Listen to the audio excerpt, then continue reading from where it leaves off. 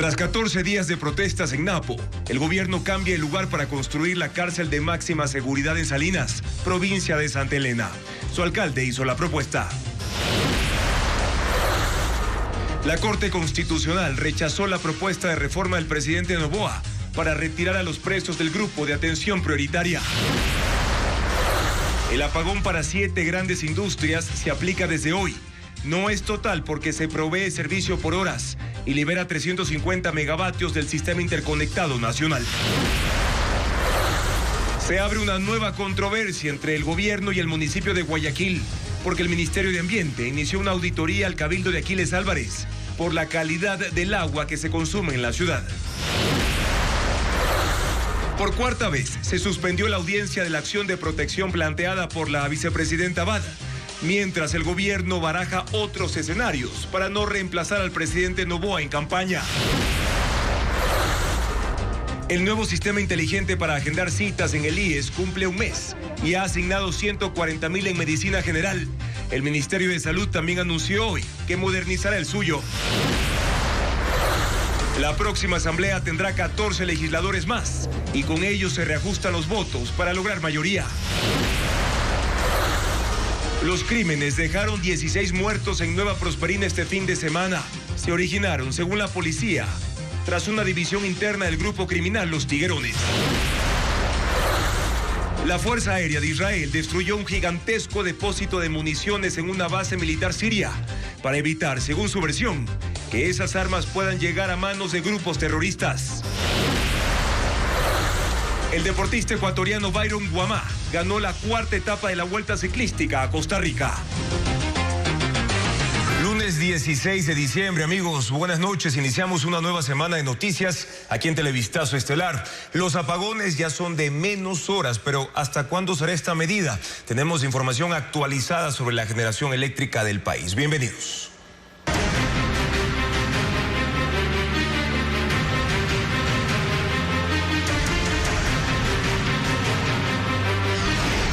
Apagones. Faltan 4 días. Desde las 0 horas de este lunes, las industrias que más electricidad consumen en el país dejaron de recibir energía del sistema interconectado, como fue previamente anunciado por el Ministerio del Ramo. Sin embargo, el apagón no es total y las empresas recibirán energía en ciertos horarios y en mínimas cantidades. Informa Adriana Bermeo. El apagón industrial se concretó hoy a las 0 horas. Las 7 compañías que más energía consumen, que integran el grupo de alto voltaje 1 y 2, dejaron de recibirla del sistema interconectado, tal y como lo había anunciado el Ministerio de Energía la semana pasada. Sin embargo, la desconexión no será total. Fuentes de las cámaras de industrias consultadas por Televistazo señalaron que por seguridad y para evitar mayores pérdidas, las empresas contarán con el servicio de energía en horarios y voltajes que serán definidos con las empresas eléctricas, pero el abastecimiento será mínimo y aún no se conoce bajo qué parámetros. A este grupo pertenecen 3 cementeras, 2 mineras y 2 acerías. En total consumen 350 megavatios, que son los que el gobierno quiere ahorrar para asegurar la provisión de energía para domicilios y el sector comercial, que son aquellos que ya no tendrán racionamientos de energía a partir del 20 de diciembre. En el caso de otras fábricas del sector alto voltaje 1 también tendrán una desconexión parcial. Los horarios ya han sido establecidos y publicados por las empresas eléctricas. La mañana de este lunes, representantes de las industrias han mantenido reuniones, pero por lo pronto no tienen fecha para un próximo encuentro con la ministra de Energía, Inés Manzano. Desde ya advierten caídas en la producción de hasta el 40% y pérdidas en las exportaciones que pueden superar los $100 millones del periodo que va del 15 hasta el 31 de diciembre. Este monto se suma a los $4,000 millones calculados por el comité empresarial desde que empezaron los apagones. Desde hoy, los apagones son de 2 horas por día, 1 hora menos de lo que eran la semana pasada. Sin embargo, Francisco Garcés precisa que esta disminución requiere al menos 120 megavatios adicionales de electricidad. Aquí un resumen de la situación energética actual. Esta será la última semana de apagones. El presidente Daniel Noboa aseguró que el viernes 20 se acabarán. Mientras tanto, hasta el jueves, los cortes de electricidad serán de 2 horas por día, una menos que la semana pasada. El país requiere contar con al menos 120 megavatios de electricidad adicionales por cada hora que se reduzca el apagón. Esos 120 megavatios salen de las hidroeléctricas y básicamente de Coca-Codo Sinclair, que se ha beneficiado los últimos días de un aumento en el caudal del río Coca gracias a las lluvias. SENACE calcula que hoy, con 2 horas de apagones, se requieren 4.200 megavatios. El promedio de generación de Coca-Codo es actualmente de 750 megavatios. Se debe sumar la generación del río Paute, el resto de plantas hidráulicas y las térmicas, además de los 420 megavatios que vende Colombia. Si esa previsión se cumpliera, se cubrirá la necesidad. En esto ayudará la nueva turbina de la hidroeléctrica Toachi Pilatón, que empieza hoy sus pruebas de generación y debe entregar 68 megavatios. Esa es la única nueva fuente de electricidad porque el gobierno no ha logrado que se cumplan los contratos de provisión del Salitral, Quevedo y Esmeraldas. Las tres debían entregar 241 megavatios. Desde el viernes ya no serán necesarios 4.200 megavatios, sino 4.800. En ese caso, el gobierno tiene 2 opciones: hacer que las hidroeléctricas produzcan la energía adicional a costa de sus reservas de agua, aunque esa alternativa no es sostenible salvo que llueva de forma constante en el área de las hidroeléctricas, o que se reduzca el consumo de electricidad. Esta última opción es a la que apunta el gobierno con el denominado apagón industrial. La compañía estadounidense Progen desmiente a la ministra de Energía, quien la semana pasada puso en duda el lugar de fabricación de los equipos termoeléctricos que deben instalarse en el país. Los directivos de esa empresa sospechan que el gobierno tiene la intención de cancelar uno de los contratos, como lo informa Diego Cuenca. Los 2 contratos para el proyecto termoeléctrico de Quevedo y Salitral en Guayaquil están bajo la lupa de la Contraloría General del Estado. La entidad hará un examen especial a las fases de contratación de ambas obras retrasadas, que cuestan $149 millones y que debieron estar listas en noviembre. El anuncio ocurre después de que la ministra de Energía, Inés Manzano, puso en duda el lugar de fabricación de 49 generadores y equipos complementarios a cargo de la compañía estadounidense Progen, que ganó los 2 contratos. Ese lunes esa empresa emitió 2 comunicados para desmentir las declaraciones de Manzano y precisar que la Corporación Eléctrica del Ecuador, CELEC, no ha cumplido con la verificación de los equipos, que debió hacerse en Estados Unidos hace 3 meses, y que recién será este miércoles cuando una delegación de CELEC llegue a Tampa, Florida. Producto de esta discrepancia, uno de los directivos de Progen sospecha que hay la intención de terminar unilateralmente uno de los contratos. Lo que pasa ahora es que nos están bloqueando y no hay la posibilidad de llegar a un acuerdo en esta negociación. La ministra está diciendo que quiere cancelar el contrato de Quevedo. Hemos escuchado que la intención de ellos es tener el contrato con otro proveedor. El proyecto termoeléctrico de Quevedo de 50 megavatios en la provincia de Los Ríos solo tiene las bases de concreto donde deben colocarse 20 generadores. Aún no llegan a Ecuador porque CELEC tampoco ha pagado ningún rubro por esa obra, según Progen. En un video enviado por la empresa a los medios, aseguran que los aparatos son nuevos y que según ellos sí funcionan. Lo que sí se ha desembolsado son $69 millones para la obra de Salitral, que ya tiene 23 generadores, aunque aún faltan 6 más que tampoco han sido enviados desde Estados Unidos. También está pendiente la llegada de los equipos complementarios para ambos proyectos, cuya fecha no se ha precisado. La compañía también destaca que hasta el momento no han recibido ninguna notificación por incumplimiento del contrato y tampoco les han cobrado multas por los retrasos, pues la ministra de Energía anunció que ya lo hicieron. Este enredo aplaza la incorporación de 150 megavatios para enfrentar la crisis energética. La Corte Constitucional rechazó el trámite de la reforma parcial a la Constitución en la que el presidente Daniel Noboa propuso eliminar a los privados de libertad del grupo de personas de atención prioritaria. Francisco Garcés amplía esta información. La Corte Constitucional rechazó la propuesta presidencial para hacer una reforma parcial a la Constitución.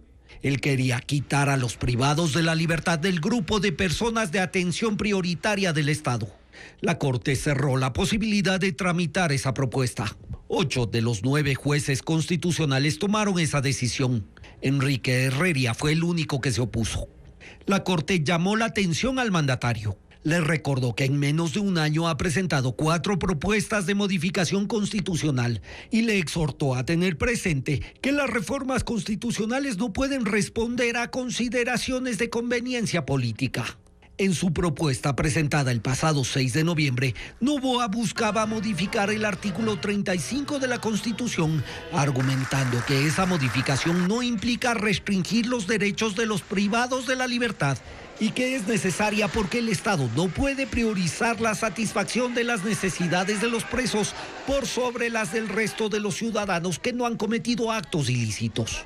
Ese argumento no convenció a los jueces constitucionales, que concluyeron que la modificación en los términos propuestos por Noboa sí afecta los derechos constitucionales de ese grupo de personas y no respeta los compromisos asumidos por el Estado en instrumentos internacionales. Tras 14 días de protestas en Napo, el gobierno decidió cambiar el lugar para la construcción de la cárcel de máxima seguridad que iba a ser edificada en Archidona. Ahora será levantada en Salinas, provincia de Santa Elena, por ofrecimiento del mismo alcalde de ese cantón. Elizabeth Quesada amplía esta noticia. La cárcel de máxima seguridad, originalmente prevista en Archidona, Napo, en la Amazonía, ahora se construirá en Salinas, provincia de Santa Elena. El anuncio se hizo en la cuenta X del Ministerio de Gobierno, donde mediante un comunicado aceptó la invitación del municipio de Salinas para implementar esta infraestructura en su localidad. El proyecto, inicialmente priorizado para el desarrollo económico y la seguridad en el cantón Archidona, será ejecutado en un nuevo punto que se definirá con las autoridades de Salinas. Además, agregó que la actual cárcel de Archidona, que es de mínima seguridad, será repotenciada en la medida de sus capacidades. La reacción a la invitación fue inmediata, pues, según la publicación, la carta enviada por el alcalde Denis Córdoba, José de la Gasca, ministro de Gobierno, fue remitida este lunes 16 de diciembre. El oficio destaca que en su municipio la contratación de obras es prioritaria y sinónimo de progreso y oportunidades, y que cuenta con el espacio físico para la implementación de un proyecto de infraestructura penitenciaria. Esta sería la segunda cárcel de máxima seguridad en la provincia de Santa Elena. Allí se construye otra prisión de este tipo en la comuna Juntas del Pacífico. La intención inicial del Ejecutivo de construirla en Archidona derivó en 14 días de protestas, en medio de los cuales renunció la anterior gobernadora Marlene Cabrera. Los reclamos se intensificaron la semana pasada, cuando se adjudicó el contrato a la empresa Puentes y Calzadas Infraestructuras. Al momento, los manifestantes aseguran que mientras no se suspende el proceso de contratación en Sercop, la medida de protesta continuará.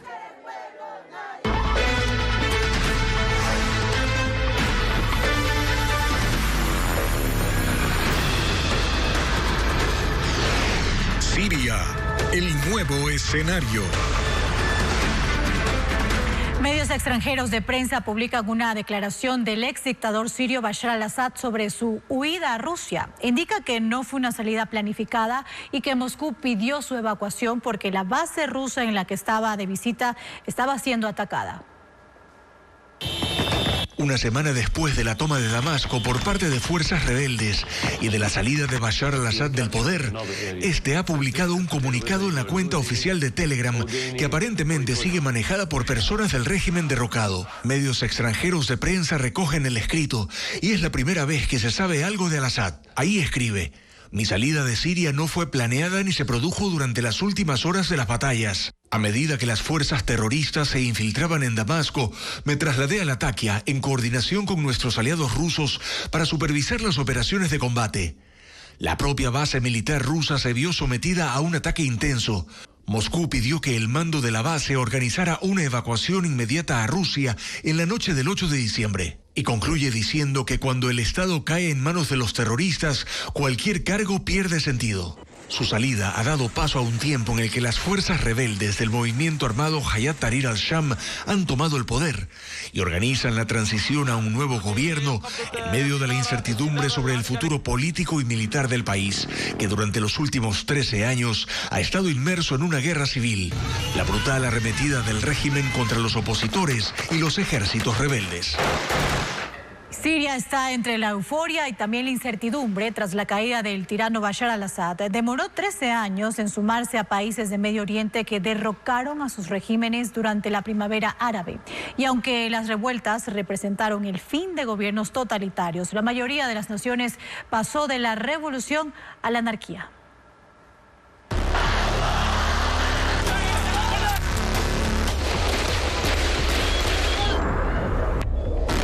La experiencia de lo ocurrido en los países que lograron derrocar a sus regímenes autoritarios durante la llamada primavera árabe es una advertencia para los sirios.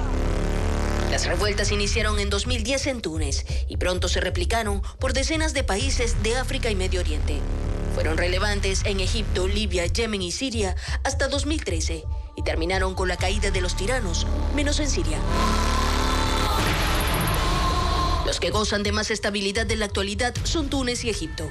Ambos pasaron por alzamientos militares posteriores a la primavera árabe y ahora tienen nuevos caudillos que han truncado los esfuerzos por tener gobiernos democráticos. Sin embargo, lograron algo de calma. Un panorama muy diferente se vive en Libia y Yemen. Cuando los libios se levantaron contra el régimen de Muammar el-Gaddafi, enfrentaron una cruel represión.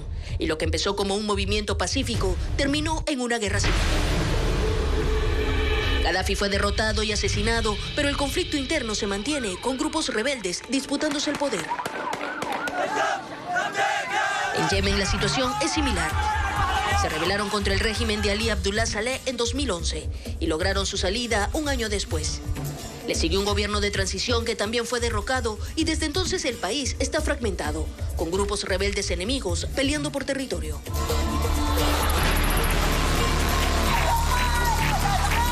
Siria también se contagió de las revueltas de Medio Oriente en 2011, pero el régimen de Bashar al-Assad los atacó sin piedad. Lanzó el ejército contra su gente, arrojó bombas de barril en los pueblos e incluso hubo ataques químicos.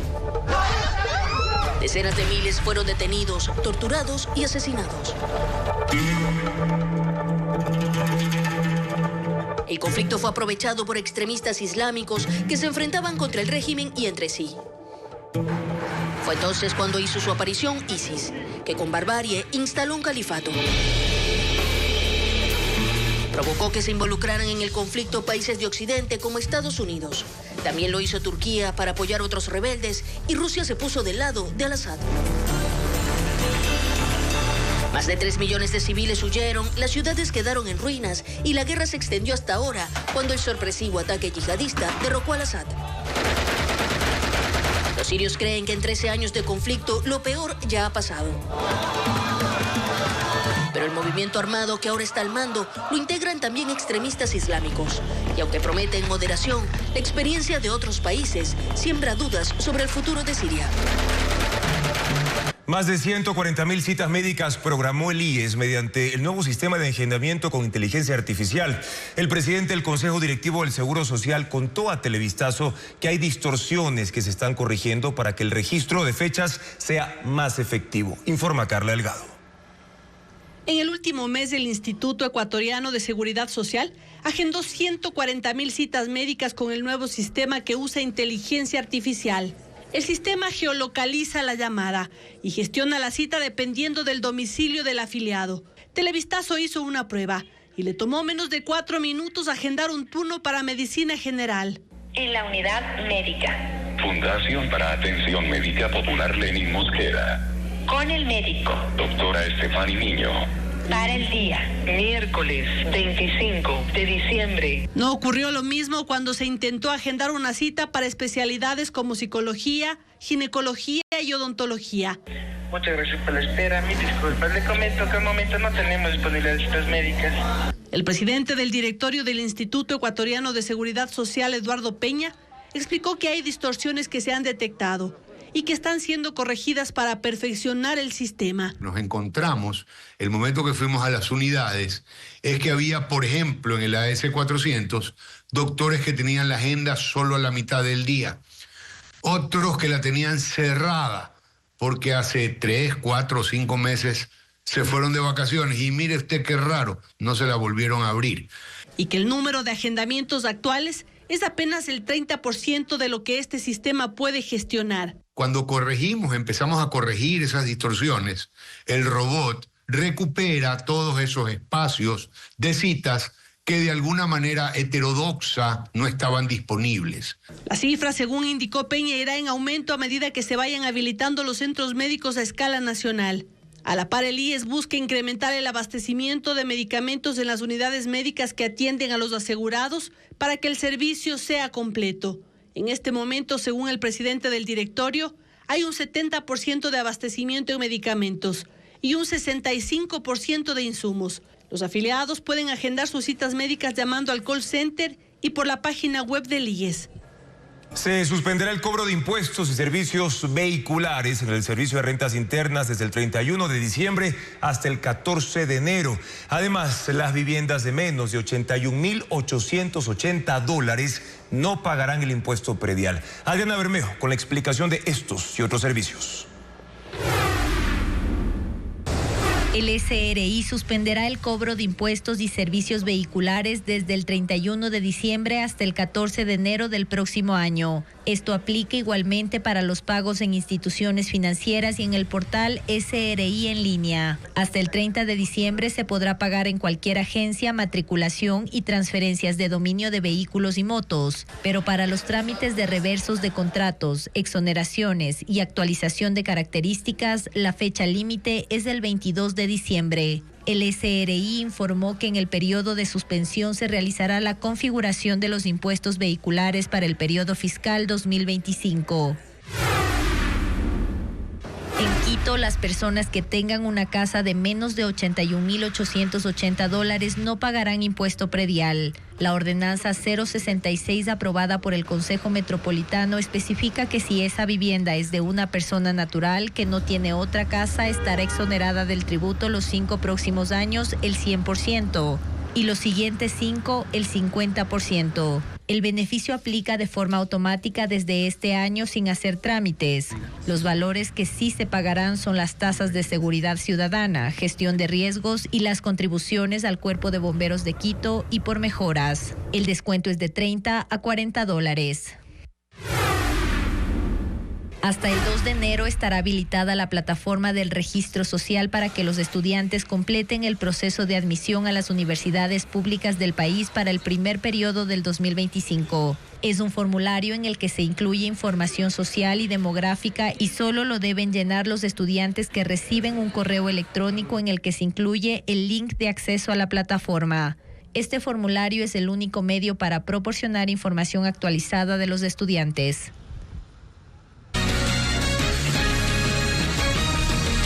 La Asamblea Nacional, que será electa en febrero del próximo año, pasará de 137 a 151 legisladores. Esto implicará que para las decisiones legislativas se requieran más votos y, por tanto, acuerdos mayores. Patricio Díaz explica cómo cambiará el número de respaldos para sus funciones de fiscalización y también para la aprobación de leyes. En mayo de 2025 el país tendrá más legisladores. Pasan de 137 a 151. En el Pleno se tomaron las medidas para aumentar 14 curules, 7 en cada costado. Cada legislador tiene 2 asesores y 2 asistentes, por lo que también se suman 56 funcionarios al personal de la Asamblea. Hasta ahora, el número mágico para tener mayoría en la legislatura era 70. Con la nueva Asamblea serán 77. Es el nuevo quórum. Se conoce como mayoría absoluta. Permite, por ejemplo, la designación de las autoridades legislativas y la conformación de comisiones, la aprobación de leyes, la censura y destitución de autoridades como fiscal, contralor o superintendentes, y negar las observaciones del presidente en un veto parcial, ratificándose en el texto aprobado por la Asamblea. La mayoría calificada pasa de 92 a 101 votos, y con ella el Parlamento puede, entre otras acciones, destituir al presidente de la República en un juicio político, a ministros de Estado o al CNE, aprobar enmiendas constitucionales y destituir a un asambleísta. Las comisiones ya no serán conformadas por 9, sino por 10 legisladores. Al ser un número par, en caso de empate, el voto dirimente lo tiene quien sea designado como presidente de la mesa. Las bancadas se conformarán con 16 legisladores, no con 14 como hasta hoy. El Consejo de la Administración Legislativa no cambiará, A pesar del nuevo número de legisladores, se mantiene con 7 miembros. Con estos nuevos números, las organizaciones políticas buscan llegar con la mayor cantidad de legisladores posible. E incluso así, tendrán que alcanzar acuerdos con más asambleístas para poder tener el control del legislativo. 4 de los 9 candidatos a jueces de la Corte Constitucional enfrentarán audiencias para defenderse de las 7 impugnaciones que aprobó la comisión encargada de ese concurso. La postulante con más recursos en su contra es Angélica Porras, de la terna de la Asamblea Nacional. Informa Jacqueline Rodas.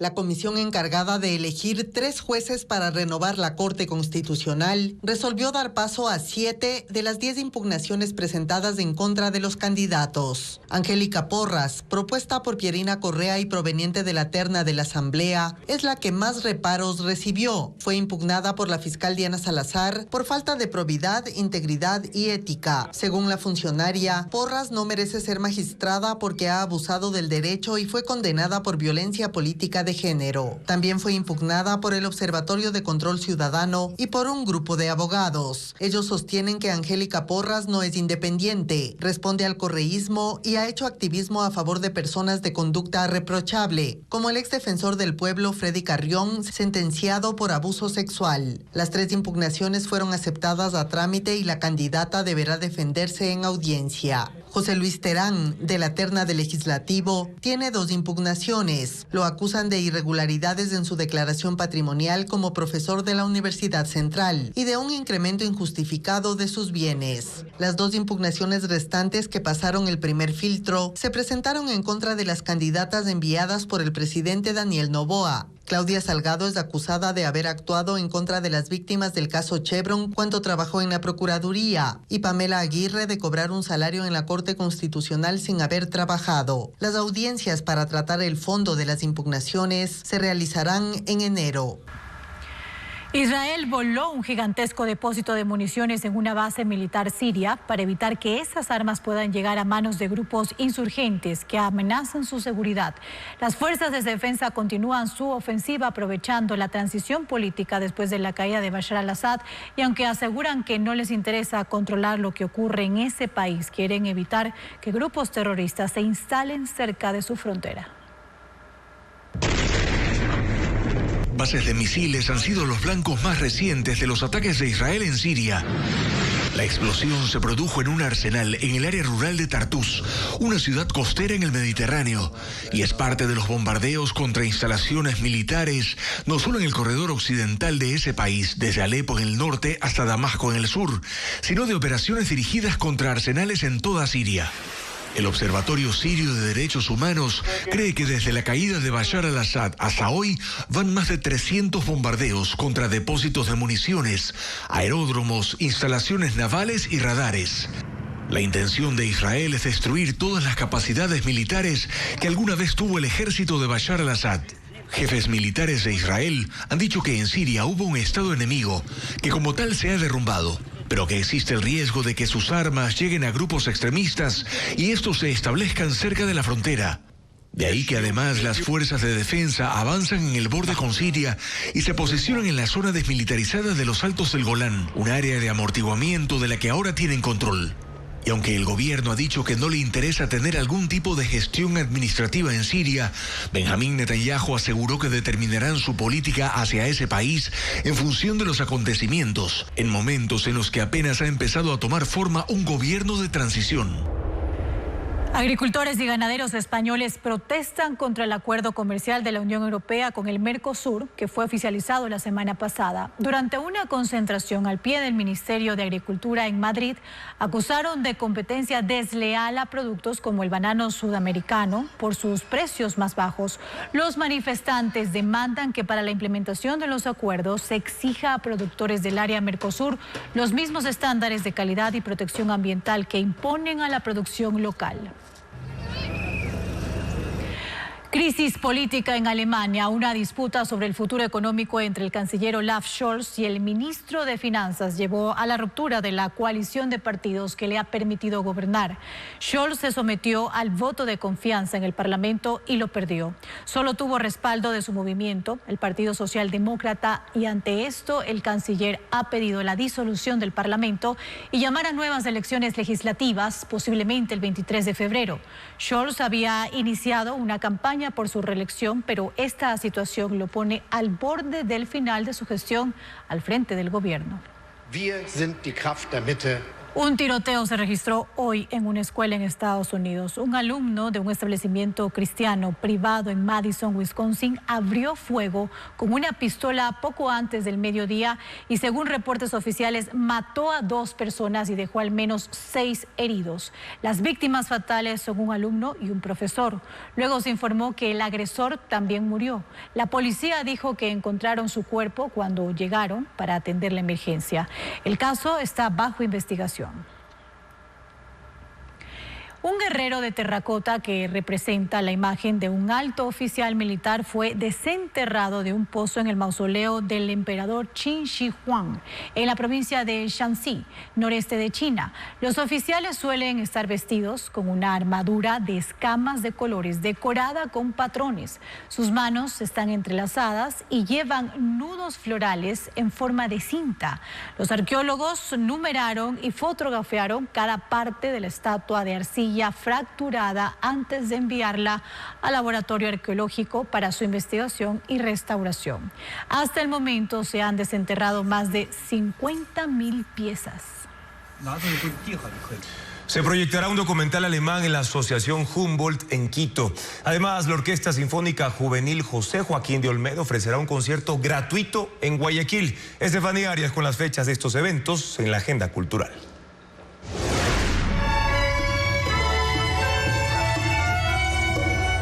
La magia de la música clásica llegará al Hospital de Especialidades Alfredo Poulson en Guayaquil.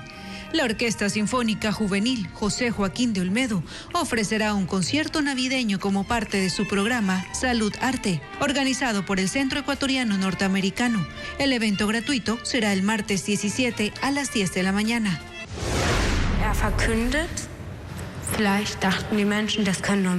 Las pinturas de las paredes del Museo de Bellas Artes de Leipzig son expuestos por niñas de entre 7 y 19 años. Girls Museum, el documental alemán de Shelley Silver, se proyectará en la Asociación Humboldt en Quito.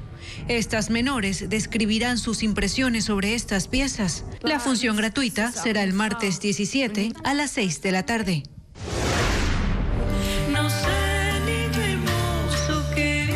Popurrí navideño, Santa Claus llegó a la ciudad, o El Tamborilero, son algunas de las canciones que serán interpretadas por Alexandra Cabanilla, Gerson Eguiguren y Chía Mejía en el concierto Navidad bajo las velas. El show será este sábado 21 en la Casa de la Música en Quito a las 20 horas.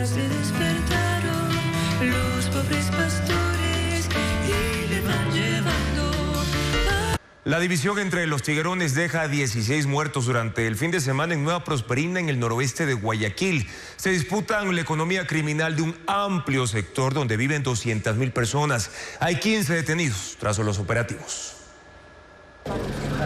Solo el fin de semana, 16 personas fueron asesinadas, 2 de ellas decapitadas, en el sector de Nueva Prosperina, en el noroeste de Guayaquil. El caso más reciente, una masacre, ocurrió cerca del mediodía de este domingo, cuando hombres armados a bordo de motocicletas llegaron al bloque 6 de Flor de Bastión y dispararon en una barbería, una panadería y una vivienda. 7 personas fueron asesinadas, entre ellas 5 miembros de una misma familia, dentro de su propia casa. Según la policía, es una guerra del grupo criminal Los Tiguerones, divididos en 2 bandos, Igualitos y Fénix. Se disputan el poder absoluto de un amplio territorio donde viven unas 200.000 personas en varias cooperativas de difícil acceso. Fénix no se quieren alinearse a tiguerones igualitos y es por eso la pugna de poder que se ha dado en este territorio y prácticamente por las economías criminales que en este lugar se desarrollan, como es la venta de droga, el almacenamiento de droga, el almacenamiento de armas, los secuestros y las extorsiones. La información proporcionada por inteligencia policial señala que el enfrentamiento entre los tiguerones comenzó en julio aproximadamente, cuando uno de los bandos intentó aliarse a otros grupos criminales. El cabecilla de los tiguerones, Negro Willy, capturado en España en octubre, se enteró y ordenó las muertes. Desde el viernes, 4 unidades especiales de la policía ingresaron al sector en disputa. Uno de estos grupos de uniformados fue emboscado la noche del sábado. Pero se fue la luz y los agentes lograron salir con vida. La policía dice que tratan de desarmarlos, pues estos operativos también incrementan los enfrentamientos. Se les merma en su armamento, en la droga. Los integrantes de cada grupo son plaqueados, es decir, tatuados por las mafias. Los que tengan los tatuajes de otra banda son asesinados. Esta madrugada, 180 presos fueron trasladados desde la cárcel del Inca en el norte de Quito hasta la de Cotopaxi. En el operativo, 800 militares y 270 policías dieron resguardo. Patricio Viera explica las razones para este cambio de presidio. El amanecer de este lunes en la cárcel de Cotopaxi no fue como cualquier otro. A las 5 de la madrugada, 180 reos trasladados desde la cárcel del Inca en Quito llegaron bajo un riguroso operativo. La policía activó el Código Plata y desplegó 270 agentes y 15 patrulleros en el cerco exterior de la prisión. Desde las 7 torres de control, 3 francotiradores de la unidad de contingencia penitenciaria mantuvieron la vista fija en cada movimiento.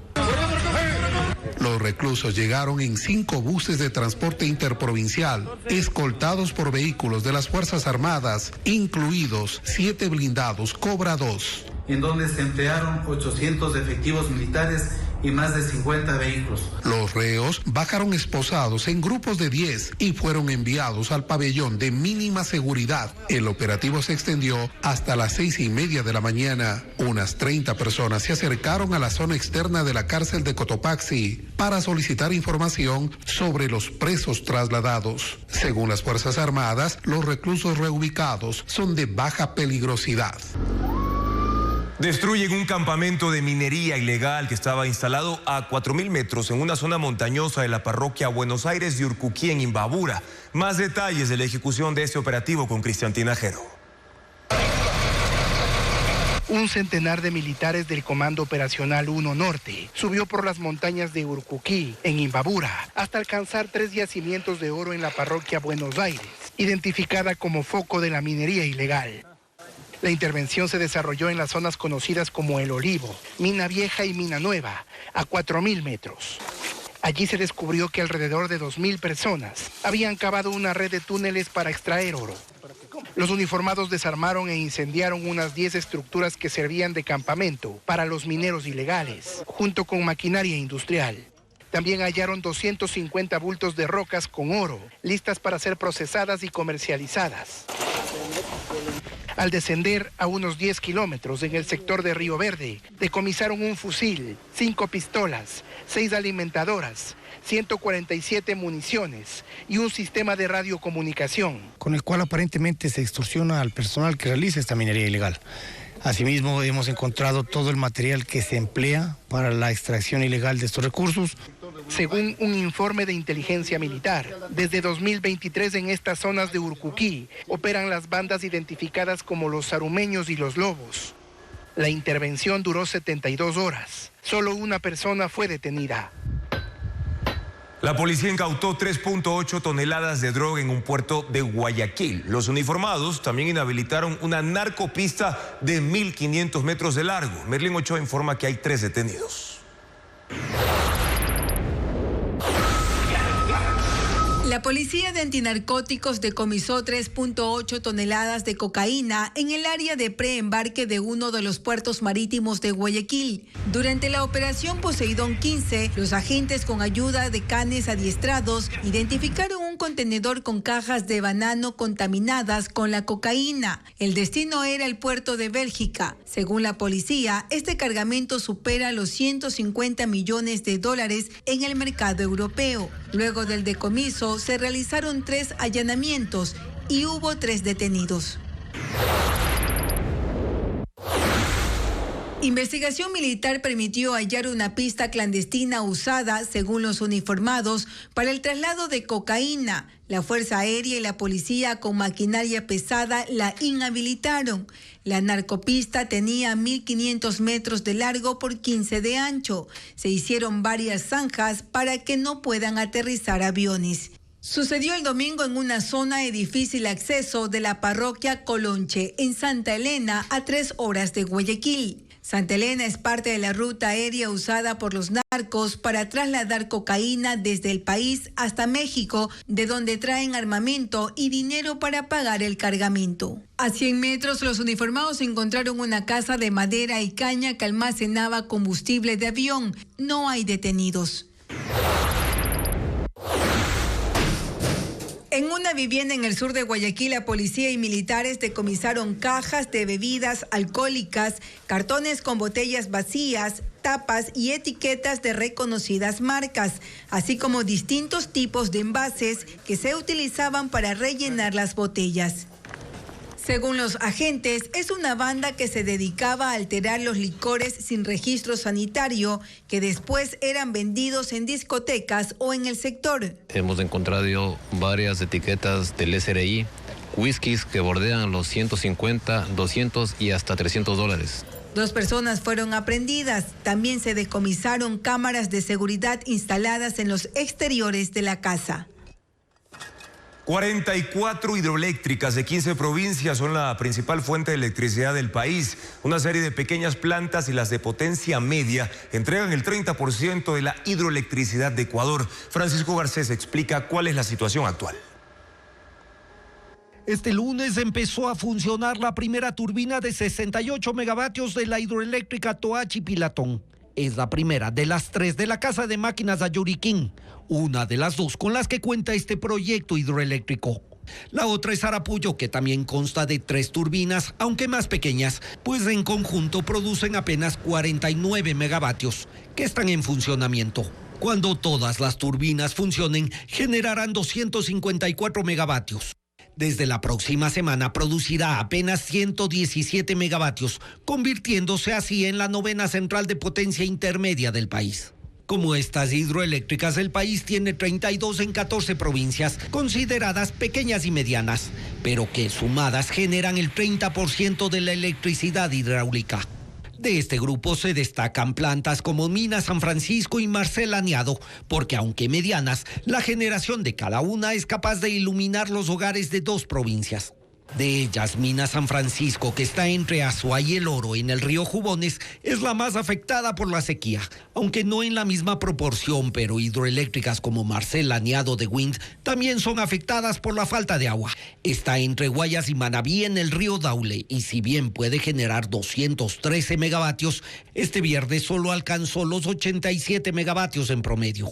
Las demás hidroeléctricas consideradas pequeñas, con capacidades de entre 2 y 49 megavatios, juntas tienen la posibilidad de generar 770 megavatios. De este grupo, las que están ubicadas en el norte del país han mejorado su producción gracias a las lluvias de los últimos días, aunque no alcanzan sus niveles óptimos. Se forja una nueva controversia entre el gobierno y el municipio de Guayaquil. El Ministerio de Ambiente inició una auditoría al cabildo que lidera Aquiles Álvarez, señalando que las aguas residuales contienen coliformes fecales por encima de la norma. Además, se revisan las licencias otorgadas para la explotación de canteras en la vía La Costa. Veamos. Un nuevo capítulo se forja en la disputa abierta que existe entre el gobierno del presidente Daniel Noboa y el alcalde de Guayaquil, Aquiles Álvarez. Los desencuentros empezaron en octubre del 2023. Noboa era finalista en la contienda electoral y Álvarez anfitrión de las fiestas. El 9 de octubre de ese año, durante la sesión solemne que se desarrollaba en el malecón Simón Bolívar, una caravana de simpatizantes de Noboa pasó por el lugar. Álvarez reclamó por lo que llamó un irrespeto a la ciudad y por la inasistencia del entonces candidato a la invitación que se le había realizado. Apenas posesionado Noboa como presidente de la República, uno de sus primeros decretos, el 29º, tuvo como objeto retirarle al municipio de Guayaquil la delegación para la construcción del viaducto sur de la ciudad, el llamado Quinto Puente. Y claro, hubo reclamos. Reclamos que subieron de tono porque, según el alcalde Álvarez, el gobierno retrasaba injustificadamente la entrega de un aval que permitiría la llegada de un crédito de la Corporación Andina de Fomento para financiar la dotación de agua potable a Monte Sinaí. El aval finalmente se entregó, pero Noboa aseguró que fiscalizaría la obra. Álvarez le sugirió que mejor fiscalice a sus ministros. Pocos días después, el gobierno denunció a Álvarez, sus hermanos y su empresa Copedesa por comercialización irregular de combustibles. A estas alturas ya era feroz la pelea y en las fiestas de julio cada quien tuvo su sesión solemne. Pero allí no terminó la cosa. Asambleístas del oficialismo denunciaron a Álvarez por violencia política de género y a la empresa encargada de la recolección de basura en Guayaquil. El presidente Noboa se adhirió a la denuncia y dijo en redes sociales que se están mezclando los desechos sólidos con lodo para que tengan más peso y así cobrarle más a la ciudad por un servicio que se paga por tonelaje. El más reciente de los episodios de este conflicto tiene relación con los controles que realizó la Agencia de Regulación y Control del Agua de la calidad del agua residual que proviene de 2 plantas de tratamiento y que se deposita en el río Daule. Según la agencia, los niveles de coliformes fecales, entre otras sustancias, exceden los límites máximos que permite la norma. El Ministerio de Ambiente señala que se trata de una infracción muy grave y por ello inició un procedimiento sancionatorio contra el municipio, la empresa de agua potable y alcantarillado y la concesionaria Interagua. Se suma que la ministra de Ambiente, Inés Manzano, indicó que se inició una auditoría al municipio por su gestión ambiental. Uno de los aspectos que se analiza son las licencias emitidas para la explotación de canteras en la vía a la costa. Según el alcalde Álvarez, todo se trata de una persecución política. El gobierno señala que es indignación ante lo que llaman un municipio indolente. Por cuarta ocasión se suspendió la audiencia de la acción de protección presentada por la vicepresidenta Verónica Abad para revertir su suspensión. La ministra de Trabajo acusó a Abad de querer dilatar este proceso mientras la vicepresidenta analiza denunciarla. Jacqueline Rodas con el informe.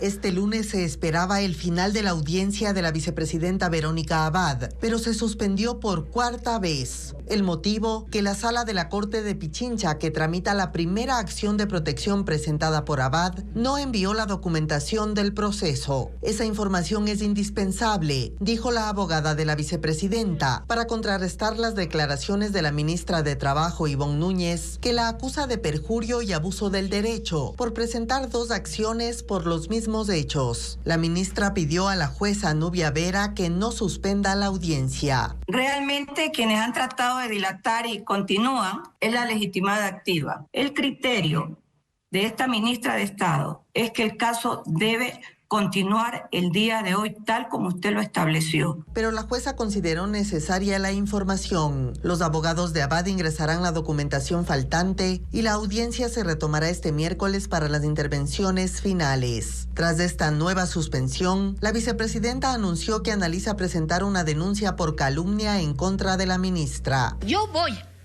con lo que acabo de escuchar, con la ministra una vez más, a hablar con mis abogados y aún mirar los procesos penales que esta señora debe tener por lo que acaba de hacer. La acción de protección es una garantía que debe resolverse en el menor tiempo posible. Sin embargo, ya han pasado 19 días desde el primer señalamiento de esta audiencia. La posibilidad de que el presidente de la República no pida licencia para la campaña electoral se admitió desde el gobierno. 2 constitucionalistas consultados consideran que la Constitución obliga al jefe de Estado a solicitarla, aunque reconocen que hay vacíos en la norma. Patricio Díaz conversó con ellos. El gobierno admitió la posibilidad de que el presidente de la República no pida licencia para campaña electoral. El ministro de Gobierno, José de la Gasca, en entrevista a Diario Expreso, reiteró que al ser un mandato para completar el periodo por la muerte cruzada, no necesita pedir licencia. Según el constitucionalista Javier Palacios, esa sería una interpretación literal de un dictamen de 2010 de la Corte Constitucional, que señala, en efecto, que los periodos producto de la muerte cruzada no se contabilizan como reelección.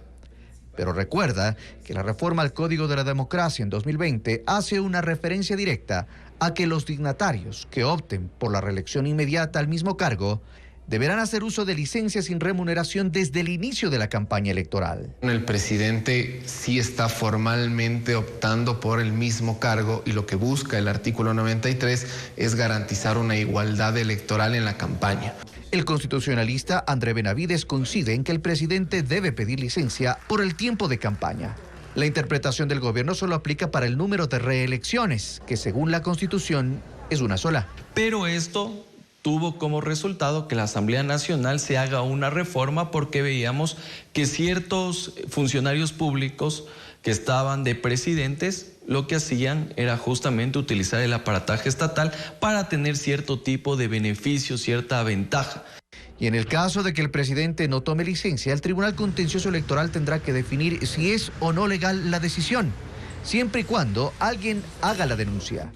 Sin embargo, ambos constitucionalistas coinciden en que hay vacíos. Por ejemplo, si no pide licencia, no existe sanción. Y si no existe una norma que regule una sanción, el presidente, suponiendo que incurriría en una inobservancia de dicha norma, tampoco podría ser sancionado. El régimen busca opciones para evitar que la vicepresidenta Verónica Abad asuma la presidencia durante la campaña electoral. El presidente deberá tomar su decisión en los próximos días, pues la campaña electoral empieza el 5 de enero e irá hasta el 6 de febrero. Como parte de la digitalización en el sistema sanitario, el Ministerio de Salud Pública anunció la creación de una agenda electrónica que funcionará en los teléfonos celulares de los pacientes. Según la institución, el objetivo es optimizar la atención de los servicios, como lo explica a continuación Carla Delgado. El ministro de Salud, Antonio Naranjo, anunció la implementación de una agenda digital para el sistema público de salud, con el que se beneficiarán alrededor de 1 millón de pacientes. El objetivo es optimizar los servicios y la asignación de turnos y citas médicas. Explicó que esto es posible porque el 86% de la población tienen acceso a la tecnología en Ecuador. La agenda digital funcionará en los celulares de los pacientes, según el ministro. Cada uno de los usuarios tiene acceso a su historia clínica, tiene acceso a las citas médicas, tiene acceso a recordatorios de sus chequeos preventivos, a informaciones de salud, a saber cómo va la consecución de sus medicamentos. Es decir, es un instrumento que nos acerca completamente al usuario y al sistema de salud que lo está prestando. El Ministerio de Salud inició la transformación digital de salud en el gobierno de Guillermo Lasso con un financiamiento de $50 millones y se extenderá hasta 2027. Uno de los primeros hitos fue pasar de los formularios impresos para el registro de historias clínicas a la historia clínica digital. El ministro explicó que la transformación no ha sido sencilla. Probablemente la implementación de estos sistemas digitales han encontrado en los principales detractores a los médicos, que por temas generacionales y de comodidad se resisten al cambio. No resistimos al cambio. Y hay que hacer un proceso realmente fuerte, decidido, hacia conseguir que esto se vuelva parte del ADN de la función, de la gestión del Ministerio de Salud. Mencionó que incluso trabajan con ministros de salud de la región para que el historial médico de pacientes de la Red Pública de Salud de Ecuador se conozca en esos países en el caso que fuera necesario. El ministro no dio detalles de cuándo empezará a funcionar la agenda digital. La condonación de pago para los negocios populares y planes excepcionales de pago son los beneficios aprobados en la Ley de Alivio Financiero que ya está vigente. Diego Puente explica quiénes pueden acceder a estos trámites. La Ley de Alivio Financiero que está en vigencia presenta 4 beneficios tributarios que se aplican desde este año. Los empleadores accederán a un crédito tributario adicional para el presente ejercicio fiscal si cumplen un requisito: no haber despedido a trabajadores desde octubre hasta diciembre. Deberán considerar el valor del IES que aportaron por esta nómina y aplicar la tabla.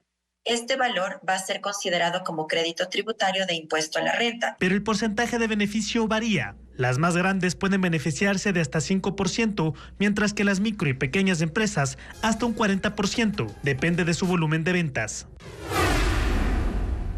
El Servicio de Rentas Internas aceptará planes de pago de impuestos retenidos y que no fueron entregados al fisco hasta el 31 de octubre pasado. La ley plantea prorrogar su pago hasta por 12 meses. No entregar la retención al SRI es penado, pero se permitió por una única vez diferir su pago por la situación económica del país. La solicitud de acceso al plan deberá ser presentada de forma escrita al SRI hasta el 9 de febrero.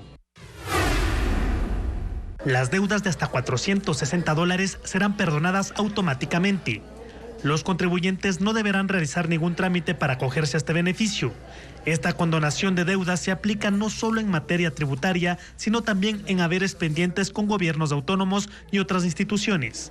Pero para ello se deben cumplir 3 condiciones. La primera, que exista efectivamente una resolución por parte del SRI o un pronunciamiento por parte del municipio e incluso las otras administraciones tributarias como Contraloría, Superintendencia de Compañías, Aduana podrían hacer uso de este artículo.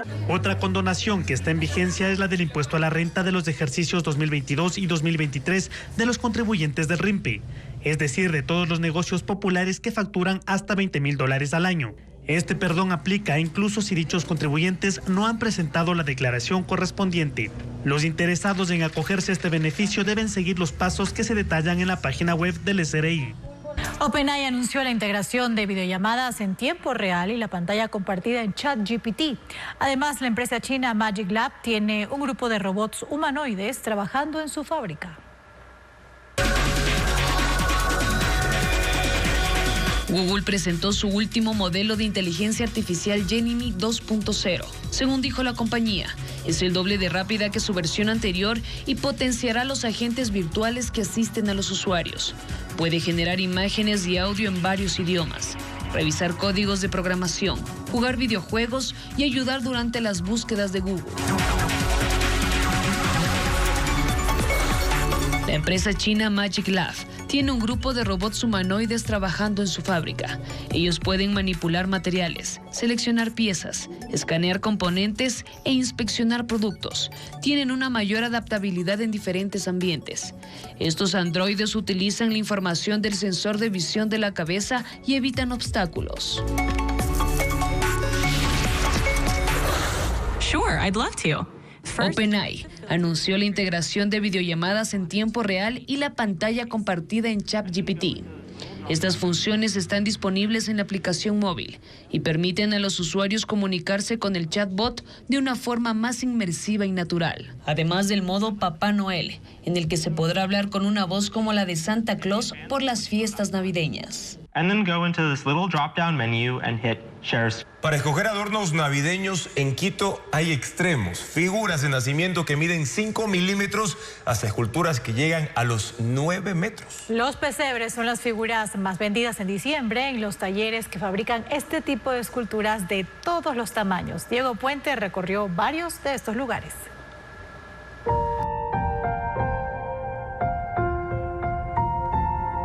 Magdalena Tello se esfuerza para que los mini nacimientos que elabora desde hace 5 años estén perfectos. Sus artesanías se caracterizan por el material reciclado. Utiliza tapas de botellas, cáscaras de limón, huevos de codorniz o pepas de eucalipto que antes de usarlos limpia y trata. Se le procede primerito a limpiarla bien porque si queda un poquito de comida, eso se va pudriendo y se daña. Cada año desde hace media década los exhibe en las ferias navideñas en Quito. Los diminutos miden 5 milímetros. Hay nacimientos completos desde $1. Todavía no necesita lentes para pintar las estrellas, los ojos o las manos de los santos que requieren mayor nivel de detalle y sonríe al decirlo. Nacimientos pequeños también hay en Mazapán. La Asociación de Artesanos en Calderón, en el norte de la capital, elabora desde octubre. 8 de cada 10 de sus figuras tienen motivos navideños. Elena Ollangata elabora estas figuras de harina de maíz, agua y cola blanca que se caracterizan por sus rasgos robustos y colores vivos. Ella lo resalta como un producto tradicional que enfrenta problemas. Cuando esta organización se inició, eran más de 450 familias. Hubo la inmigración, se fueron y estamos de aquí 13 socios, aguantando los 13. Bajas ventas por la falta de promoción de la feria que cuesta encontrar y porque hay cada vez menos artesanos. Ramón Barranco ha sido el director artístico del Teatro Sánchez Aguilar en San Borondón durante 13 años. Ahora el español se despide y deja lista una agenda de presentaciones para 2025 y promete volver a ver a sus nietos. Estefanía Arias nos cuenta más en la siguiente nota. Camina por esta sala con nostalgia y culpa a este espacio cultural de haberlo traído a Ecuador y anclado por 13 años. Ramón Barranco ha sido el director artístico del Teatro Sánchez Aguilar en San Borondón desde que se inauguró el 16 de mayo de 2012. Pero ahora, por una decisión personal, dejará el cargo y volverá a su país natal, España. Yo llevo trabajando 45 años. Voy a cumplir 68 y siempre he sido un convencido de que la gente tenemos que dar paso a la gente joven. Barranco, junto a su equipo de trabajo, han sido los encargados de los 3.000 espectáculos nacionales y extranjeros que han pasado por la sala principal, por la sala Saruma y por el café Vino Bar de este espacio. Encargarse de la cartelera del teatro ha sido todo un reto profesional para él. Seguramente tener en este teatro a una de las grandes compañías de circo del mundo, que fue Cirque Loas. Seguramente esa fue la más compleja. Se tuvieron que dar varias cosas para que surgiera, porque una compañía como Cirque Loas trae toda su escenografía en un container de 42 pies, que tiene que venir por mar. Pero este sitio también ha llenado su memoria de anécdotas. Yo cuando llegué a Guayaquil, una de las primeras personas casi que conocí fue un actor español que llevaba viviendo muchos años en Guayaquil, Antonio Santos. Yo le preguntaba si volvería a España, si no, y él me decía, no, yo acabaré mis días en Guayaquil y espero acabarlos encima de un escenario.